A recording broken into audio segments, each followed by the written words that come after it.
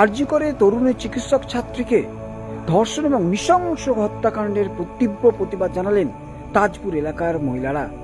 বুধবার সন্ধ্যা থেকে হাতে প্লাকার্ড নিয়ে এলাকা প্রদক্ষিণ করেন মহিলারা।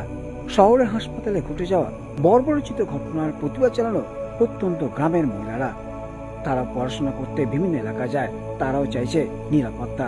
কথায় এই ধরনের ঘটনার তীব্র প্রতিবাদ সর্বত্র যেমন হচ্ছে, তারাও এই প্রতিবাদে সামিল হয়েছে। প্রায় 1 থেকে 1.5 কিলোমিটার এলাকা প্রদক্ষিণ করে গ্রামের মহিলারা। আমতা থেকে কল্যাণ অধিকারী, আমতার বিষয়।